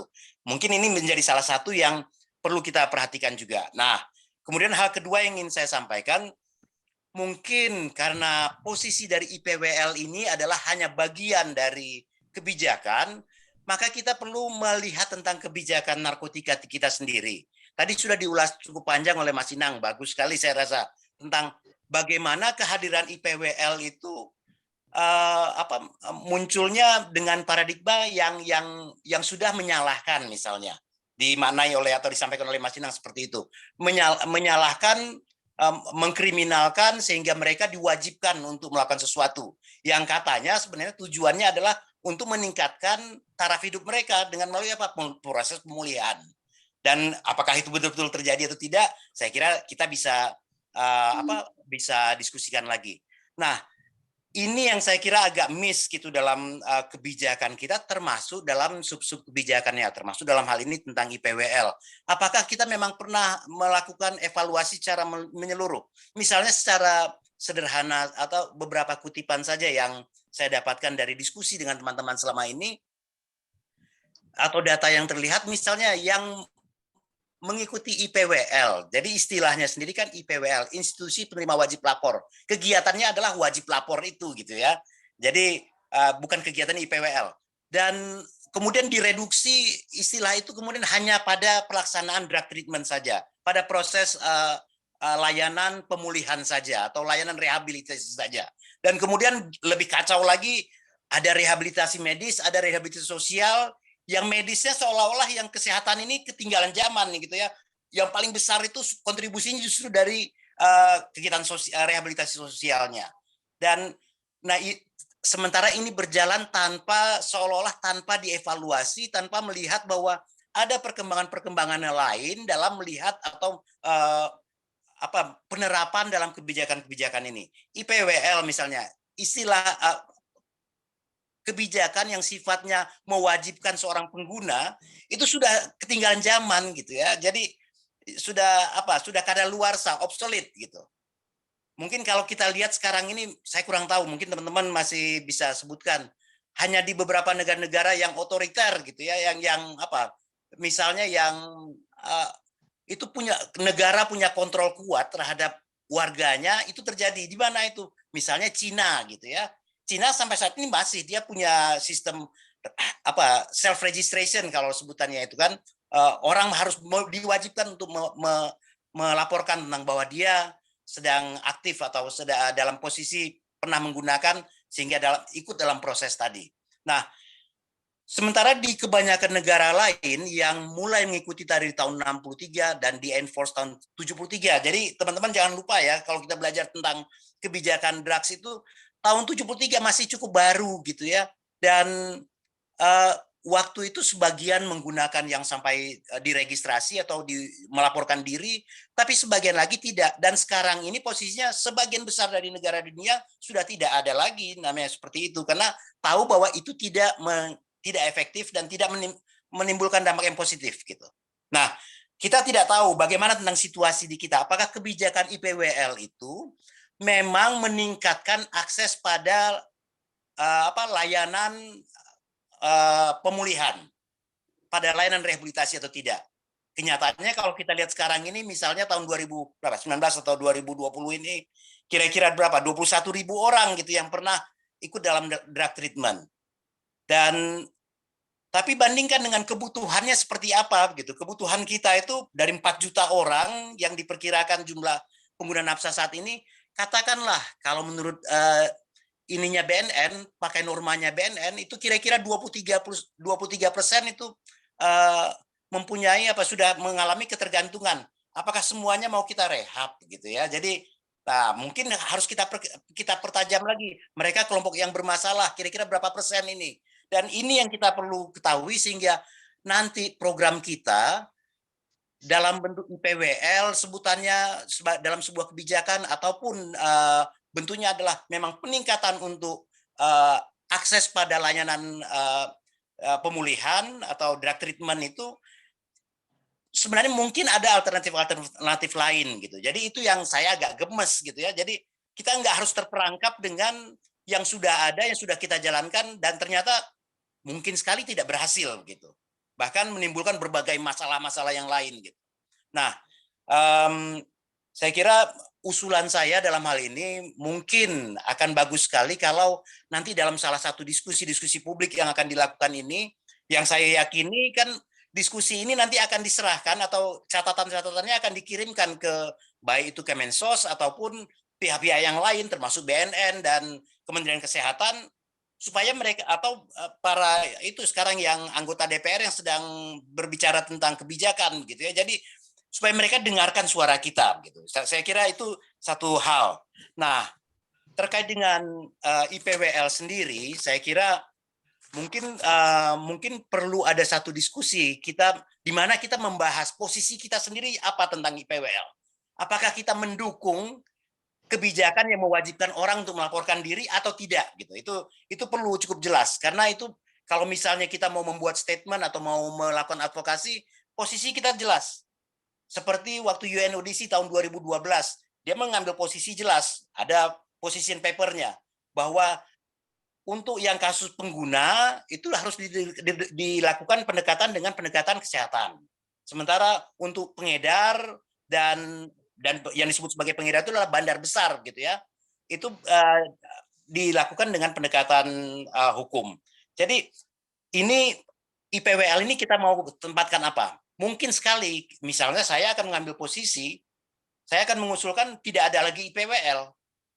Karena harusnya akses itu dibuka. Sebaliknya yang akan kita usulkan adalah promosi tentang pendidikan ke masyarakat. Sehingga masyarakat yang membutuhkan dia akan melaporkan, mendatangi layanan-layanan yang tersedia.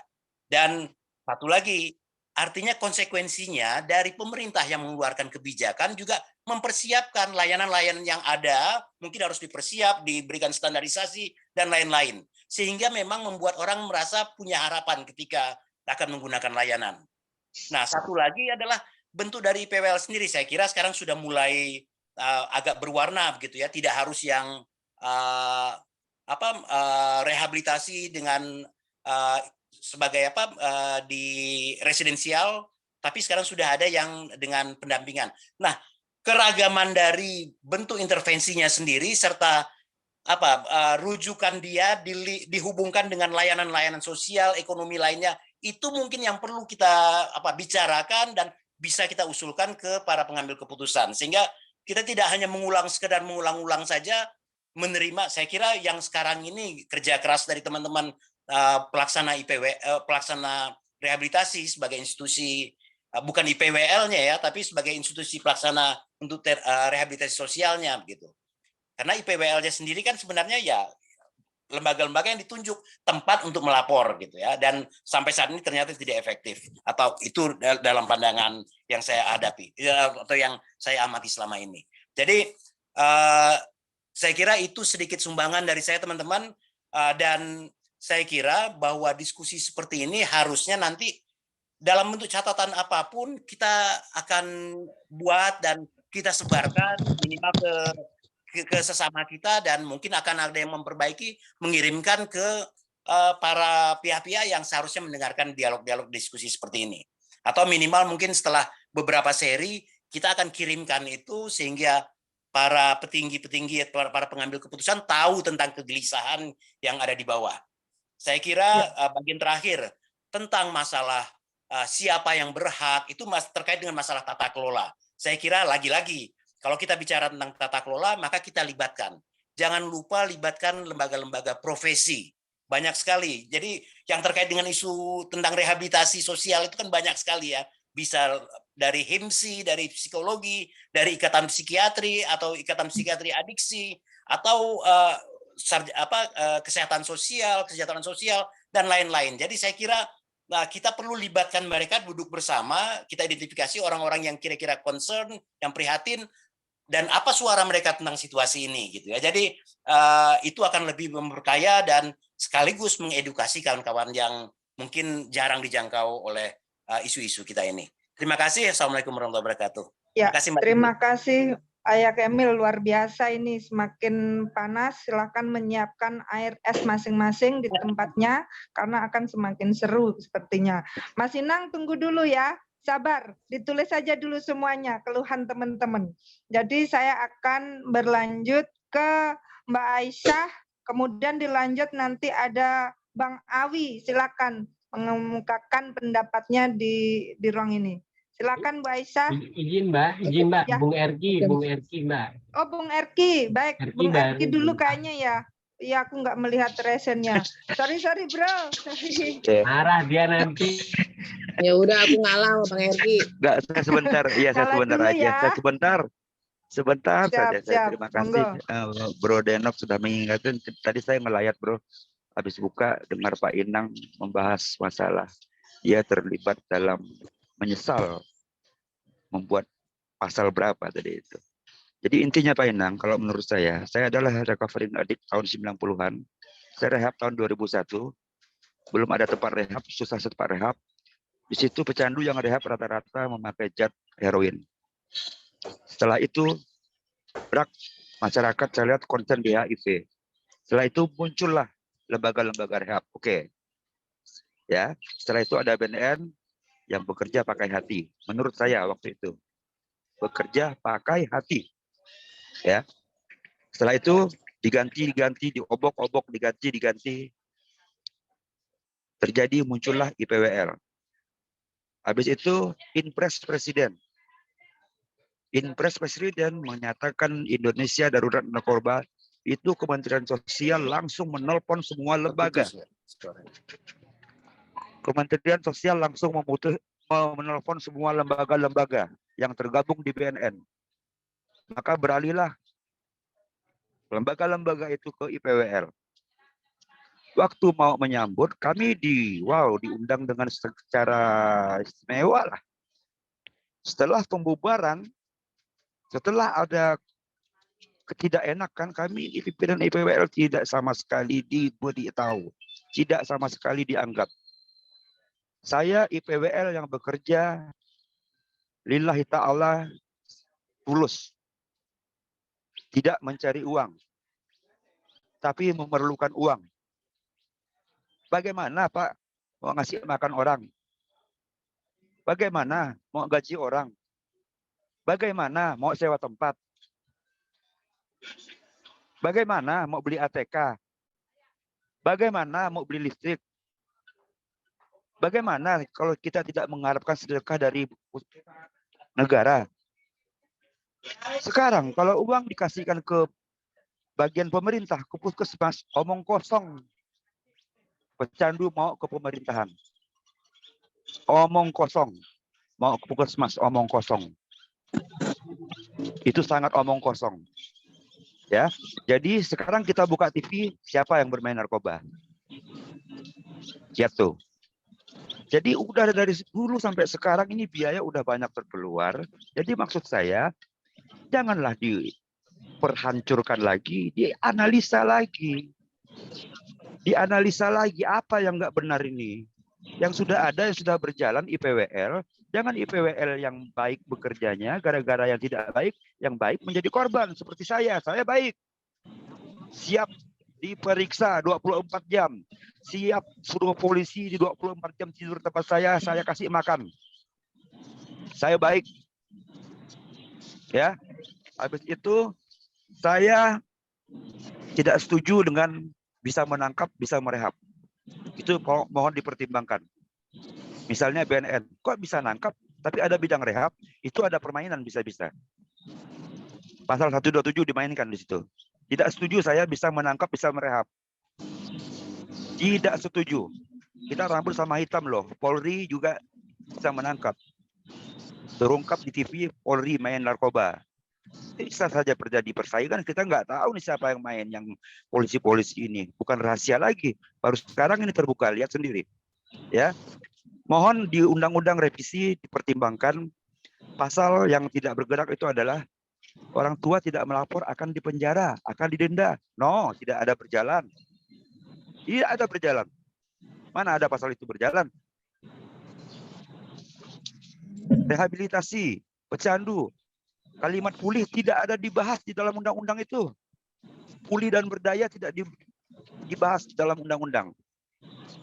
Kalau kita mau habiskan narkoba, undang-undangnya, ya sebentar Mbak. Ya, artinya tunda poin aja karena mungkin kita waktunya akan Iya. Saya hanya saran aja, mumpung undang-undang direvisi, hukumannya ditingkatkan. Yang pegang 100.000 hukum seumur hidup, pegang 100.000 ke atas tembak mati, selesai. Sekian, terima kasih. Ini juga karena HP saya juga lagi kepanasan. Lanjut untuk Mbak Ais, silakan. Oke, makasih Mbak. Assalamualaikum warahmatullahi wabarakatuh.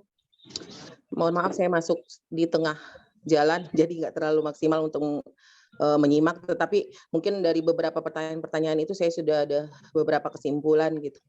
Jadi mungkin Pak Inang, saya setuju dengan apa yang disampaikan oleh Bang Erki bahwa kita nggak perlu lagi mengatakan saya menyesal atau siapapun itu gitu ya. Tetapi bagaimana caranya kita mencoba bersama-sama gitu untuk duduk bersama. Saya pikir apa yang halo, suara saya kedengaran? Ya, terdengar. Permasalahan kita ini sebenarnya adalah kita tidak pernah duduk bersama, itu saja. Pemerintah tidak pernah mau mendengarkan kita juga tidak bisa diberi kesempatan untuk ujung rembuk lah, misalnya seperti itu. Jadi saya lihat implementasi dari terkait tata petunjuk teknis dan tata kelola IPWL juga itu yang sebenarnya kalau kita bicara responsif, tetapi ternyata tidak juga dilaksanakan dengan baik gitu. Implementasinya kurang lancar. Begitu juga kita di sini pelayanan rehabilitasi ini kan ada dua, ada sesuai dengan undang-undang, ada rehab medis dan rehab rehab sosial. Kalau dia punya masalah dengan medis, otomatis kita rujuk ke medis dulu. Setelah itu dia harus diperbaiki terkait keberfungsian sosialnya. Nah, makanya kenapa dua kementerian ini diberi tanggung jawab. Tetapi itu juga tidak terlaksana dengan baik.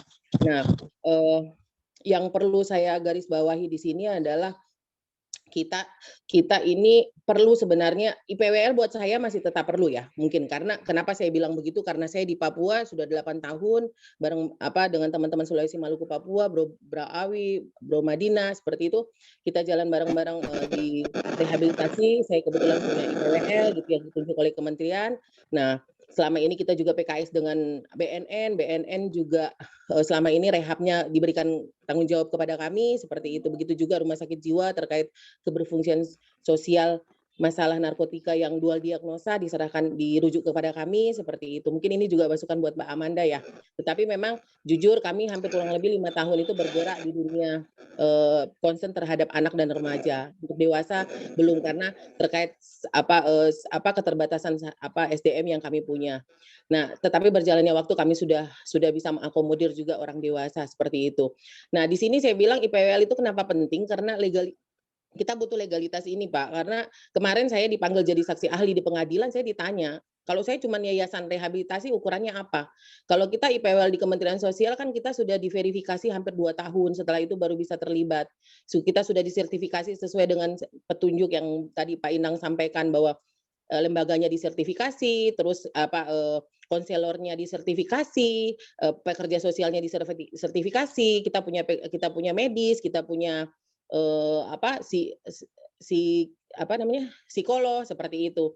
Jadi pada saat kemarin saya jadi saksi ahli, saya ditanya sama hakim bahwa Anda siapa? Jadi makanya kalau saya ber-SK IPWL gitu kan, saya ber-SK IPWL, alhamdulillah kita dipercaya gitu. Mungkin karena itu ada di undang-undang, Pak. Sampai sekarang kan undang-undang itu masih ada gitu ya, bahwa kenapa sampai terbit adanya IPWL seperti itu.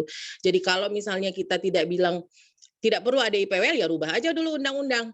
Makanya saya bilang, saya pikir kita duduk di sini, kita mendengarkan sama-sama ini, kita perlu ada rujukan, kita perlu ada catatan-catatan apakah ini perlu apa tidak, seperti itu. Mekanisme terkait wajib lapor, saya pikir masing-masing rehabilitasi juga sudah menjalankannya sesuai dengan standar operasional yang sudah ditentukan oleh Kementerian Kesehatan maupun Kementerian Sosial. Mungkin seperti itu kali ya. Mungkin dari saya cukup sekian, terima kasih. Oke, terima kasih Mbak Aisyah atas pemahaman yang luar biasa. Ini juga akan sudah sebagian menjawab dari pertanyaan-pertanyaan Mbak Amanda. Lanjut, kemudian Bang Awi, silakan Bang. Terima kasih. Assalamualaikum warahmatullahi wabarakatuh dan selamat siang. Saya mungkin memulainya dari menanggapi apa yang disampaikan Pak Inang tadi tentang harusnya Kementerian Sosial atau pemerintah itu membangun lembaga rehabilitasi di setiap wilayah. Saya teringat di tahun 2015, seperti yang disampaikan Bang Erki tadi, kita dipanggil oleh Kementerian Sosial untuk menjadi perpanjangan tangan Kementerian Sosial di setiap daerah. Karena Kementerian Sosial merespon instruksi Presiden tentang Indonesia Darurat Narkoba pada waktu itu. Alasannya, Kementerian Sosial melibatkan komponen masyarakat ini, lembaga rehabilitasi komponen masyarakat ini karena ketidakmampuan pemerintah untuk membangun lembaga rehabilitasi milik pemerintah di semua wilayah, di 500 wilayah itu. Jadi dilibatkanlah komponen masyarakat untuk terlibat dalam proses rehabilitasi dan di SK-kan sebagai institusi penerima wajib lapor. Itu yang sepengetahuan saya. Dengan itu tadi deal bahwa akan diberikan biaya rehabilitasi sesuai dengan indeks pembiayaan yang dikeluarkan oleh Kementerian Sosial. Jadi memang di awal-awal Pak Inang itu ada deal seperti itu. Ya mungkin teman-teman IPWL yang sudah bergerak di 2015 pasti paham lah bahwa di 2015 sampai dengan 2020 masih ada pembiayaan dengan indeks yang sudah ditentukan. Nah, kemudian yang kedua, saya setuju kalau lembaga rehabilitasi itu tidak bergantung sedekah kepada pemerintah. Namun di beberapa wilayah lembaga rehabilitasi milik masyarakat ini, komponen masyarakat belum bisa survive. Misalkan di Sulawesi, Maluku, Papua, yang saya tahu hanya Makassar dan kota Manado yang bisa menerapkan sistem berbayar. Tapi misalkan di Maluku, Papua, Sulawesi Barat, Palu, Kendari itu menerapkan sistem berbayar sangat sulit, sangat-sangat sulit. Jadi tetap butuh support dana dari pemerintah ataupun donor-donor yang lain. Saya masih ingat juga karena saya pernah terlibat, Pak Inang, saya di 2009-2010 pernah di Komisi Penanggulangan Ekskopat Provinsi Sulawesi Barat dan sangat mengerti dengan program PABM. PABM juga kan tidak murni dari masyarakat, tapi ada support dari KPAN waktu itu kalau nggak salah. Dijalankan untuk di beberapa puskesmas, ada penjangkau yang dibayar sama pemerintah. Mungkin tidak ada bedanya dengan IPWL sekarang yang dijalankan oleh teman-teman yang bermitra dengan Kementerian Sosial. Nah, kemudian yang ketiga, saya sangat setuju dengan idenya Pak Inang untuk penyeragaman metode terapi rehabilitasi. Saya sangat tertarik dengan yang disampaikan tadi tentang social security. Ini saya belum tahu apakah social security ini sama dengan metode yang kami jalankan juga, metode rawat jalan berbasis masyarakat. Jadi pecandu itu tetap berada di masyarakat, bukan di lembaga kita sebagai residensial, tapi tetap berada di masyarakat, menjalankan fungsi-fungsi sosialnya, tapi dengan pendampingan. Mungkin saya kira sekian dari saya. Terima kasih. Oke, terima kasih Bang Awi. Karena waktu kita akan dibatasi sampai jam 12, maka silakan Mas Inang menjawab semua persoalan-persoalan yang disampaikan oleh teman-teman. Tetapi saya ingin menggarisbawahi bahwa nanti mungkin kita akan lakukan seri-seri berikutnya supaya diskusi ini menjadi lebih berkembang seperti itu ya. Kalaupun nanti dari jawaban yang hari ini belum bisa terakomodisir, mungkin akan ada diskusi yang lain, seri kedua begitu. Silakan Mas Inang. Ya, terima kasih. Terima kasih atas respon teman-teman sekalian. Saya akan mulai dengan Amanda. Jadi nasib kekerasan yang dialami oleh pecandu ketika ditangkap polisi itu penyebabnya karena bandar kalau ditangkap polisi, bandar nggak pernah digebukin gitu, atau pengedar nggak pernah digebukin. Jadi itu perbedaan status pecandu dengan pengedar atau bandar, itu nasibnya itu. Kalau pecandu ditangkap polisi ya digebukin, tapi kalau bandar atau pengedar ditangkap dihormatin gitu. Nah, ini yang harus dikritisi. Jadi jangan ragu-ragu untuk mengkritisi polisi kenapa berbuat tidak adil. Kalau pengedar, bandar, kok nggak pernah digebukin. Ya, itu aja yang harus dikritisi. Jadi kita tidak menuntut macam-macam, tapi kita menuntut penjelasan kenapa kalau bandar, pengedar atau koruptor nggak pernah digebukin gitu. Itu yang harus kita sampaikan. Harus beranilah kita sampaikan.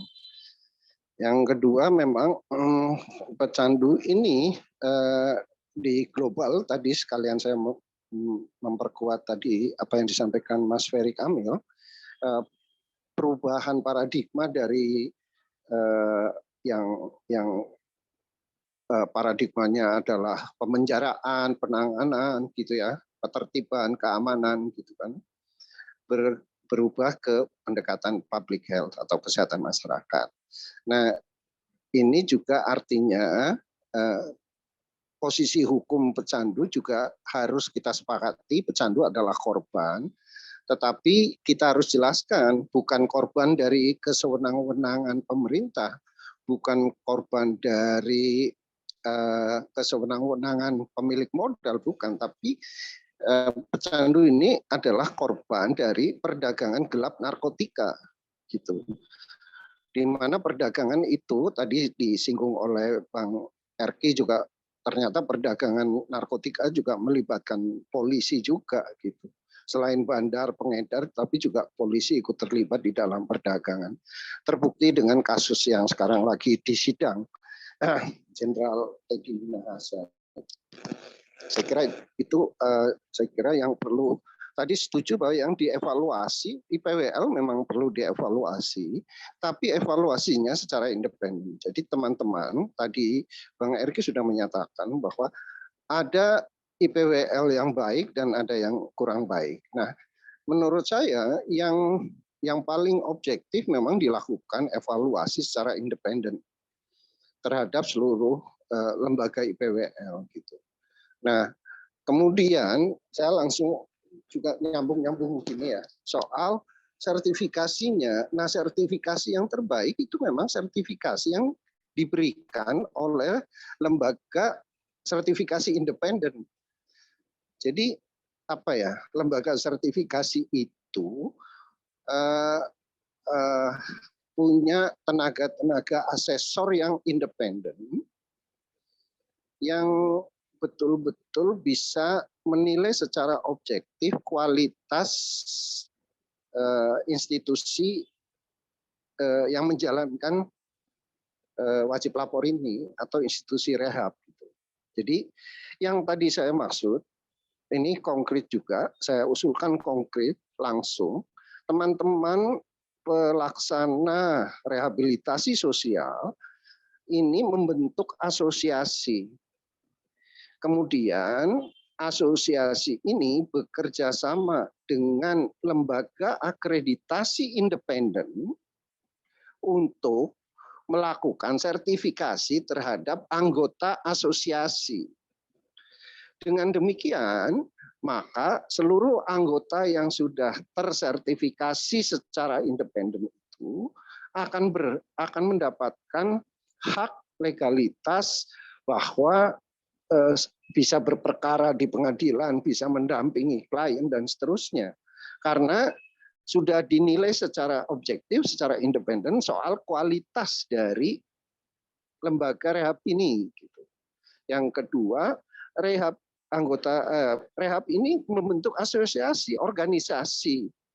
Nah, tujuan dari pembentukan organisasi adalah tadi sudah diangkat oleh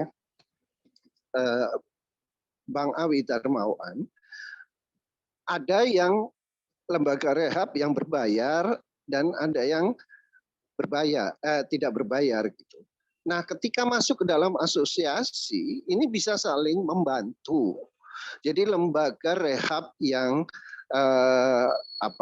pasien mendapatkan pasien-pasien berbayar, ini juga bisa membantu lembaga rehab yang terpaksa harus menerima pasien yang tidak mampu bayar gitu.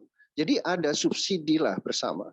Nah, inilah pentingnya asosiasi berorganisasi supaya nanti ke depan juga ada kekompakan satu suara.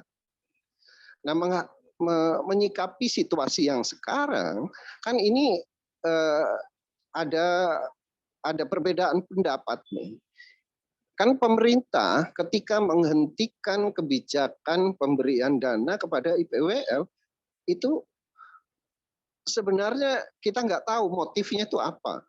Apakah pemerintah atau Kemsos sedang berkonsentrasi ke 41 balai rehab dengan 3 yang komprehensif atau 4 yang komprehensif, atau Kemensos sedang menyiapkan pembangunan panti rehab di 514 kota kabupaten. Kan kita harusnya nuntut 514 kota kabupaten. Nah, ketika nanti pemerintah tidak sanggup, asosiasi ini yang bekerja sama. Jadi cara kerjasama dengan pemerintah itu tidak satu persatu, tapi antara asosiasi rehabilitasi bekerja sama dengan Kementerian Sosial. Nah, itu yang menurut saya sekarang ini kan satu dengan kementerian, satu dengan kementerian gitu kan. Menurut saya itu bisa jadi terjadi persaingan gitu loh. Tapi kalau berada di dalam satu asosiasi, mungkin nanti ini perlu diskusi lanjutan bagaimana teman-teman bersepakat membentuk asosiasi dan nanti asosiasi bentuknya seperti apa, namanya seperti apa, itu silahkan aja ditindaklanjuti dari pertemuan siang ini. Nah, itu yang konteks bahwa ketika pemerintah tidak mampu, kita bisa membantu pemerintah secara berkelompok yang disebut dengan asosiasi. Nah, ini juga untuk Ibu Aisyah bahwa ini juga nanti menjawab soal jadi gini, jangan tercampur aduk antara pemerintah dan non pemerintah. Ya, kalau kewajibannya pemerintah itu sudah diatur di dalam undang-undang, silahkan pemerintah menjalankan, masyarakat dan atau kita itu mengawasi pemerintah. Kalau ada penyelewengan kita kritik pemerintah, kalau ada kelambatan itu juga kita kritik pemerintah. Tapi kita tidak nagih kepada pemerintah untuk memaksa pemerintah membantu kita. Karena posisi kita seharusnya independen, mandiri, dan profesional. Gitu. Itu untuk mensejajarkan posisi asosiasi ini dengan pemerintah sebagai lembaga yang sejajar bermitra. Jangan karena dananya dihentikan kemudian kita protes. Justru kita harusnya menagih pemerintah untuk oke, dananya dihentikan tapi harus dibangun di 514. Konsekuensinya itu yang harus kita. Jadi tadi asosiasi kemudian segera disepakati lah dengan teman-teman setelah diskusi ini. Sementara itu respon dari saya. Saya kembalikan ke Tuti.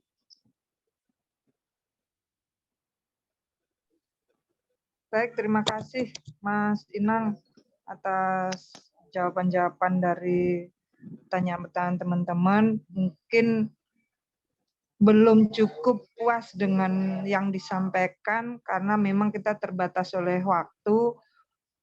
Saya nanti akan berkolaborasi dengan Mas Denov apakah akan berkelanjutan seri-seri berikutnya karena dari Ayah Kamil juga belum terjawab secara keseluruhan begitu, dan beberapa teman-teman juga sebagian belum bisa mengutarakan unek-uneknya seperti itu Mas Inang. Akan tapi harapan saya di siang ini mulai dari pagi sampai siang ini apa yang diberikan oleh narasumber dan masukan dari teman-teman ini menjadi sebuah notulen bagi MPI untuk bisa membuat satu lembar kertas seperti itu yang mungkin bisa menjadi masukan kita ajukan ke pemerintahan dengan cara yang soft, lembut, damai, artinya bahwa kita sebetulnya juga tidak menolak kebijakan-kebijakan pemerintah, tetapi mungkin kebijakan pemerintah yang kurang bersinggungan dengan masyarakat secara langsung, yang kurang tepat sasaran akan kita benahi bersama-sama. Nah, kita teruskan ke lurah-lurah ini harusnya. Siap. Artinya betul. Betul, Pak. Artinya bahwa hari ini pembahasan ini luar biasa sampai HP saya ini saya masukkan ke kulkas ini karena benar-benar panas. Jadi saya akan membuat sebuah resume kecil untuk notulen pada siang ini sebelum kita akhiri teman-teman. Saya mohon maaf sekali buat teman-teman yang belum bisa memberikan masukan, pertanyaan dan lain-lain. Bukannya saya pelit, tidak, tapi akan saya agendakan kembali diskusi publik ini karena kita harus sering membuat diskusi publik supaya masyarakat menjadi paham dan benar, bukan hanya sekedar paham saja tetapi tanpa ini gerakan seperti itu. Yang saya garis bawahi notulennya hari ini adalah IPWL ini perlu, dan saya sendiri juga memerlukan sebuah legalitas SKIPWL, tetapi mungkin yang lebih itu tadi membuat sebuah asosiasi di mana penyelenggara asosiasi ini kemudian kita mengindependenkan sertifikasi gitu. Apakah ini dengan kita iuran atau bagaimana? Nah, kemudian kita akan menjadi sejajar yang dikatakan oleh Mas Inang tadi dengan pemerintahan sehingga kita bisa berkolaborasi. Dan mungkin dari teman-teman yang ranahnya seperti Bu Aisyah di paling ujung timur sana akan mendapatkan hak dan kewajiban legalitas, bagi teman-teman yang lain juga. Tapi itu yang menurut saya adalah garis bawahnya adalah itu, kita membentuk sebuah asosiasi di mana asosiasi ini bisa menjadi salah satu independen, bukan lagi gontok-gontokan IPWL A, B, C, D yang akhirnya kita tidak satu suara seperti itu. Baik teman-teman, terima kasih. Mohon maaf saya selaku moderator mungkin dalam memberikan notulen ini kurang begitu detail. Kami akan membuat resume yang lebih detail lagi yang akan kita berikan kepada teman-teman nanti. Dan satu hal misi dari MPI adalah terbuka oleh siapapun, oleh yayasan manapun yang ingin berkomitmen, yang ingin berkolaborasi, yang ingin bermitra. Silakan menghubungi Saudara Denok untuk bisa berkomitmen bersama kita memajukan sebuah pergerakan yang sama-sama demi terutama untuk teman-teman B20 dan pecandu korban nafsa. Terima kasih buat para narasumber dan teman-teman yang luar biasa hebat hari ini.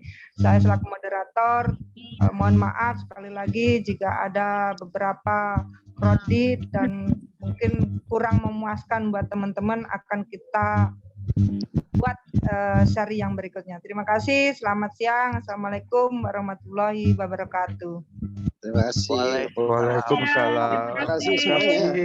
Mas Denopan, Mbak Tuti, Pak Inang semua. Sudah foto bersama kan, Mas? Oh iya. Membuka Ini itu orang-orang aja. IPWL banyak kan ini yang masuk. Ya, foto.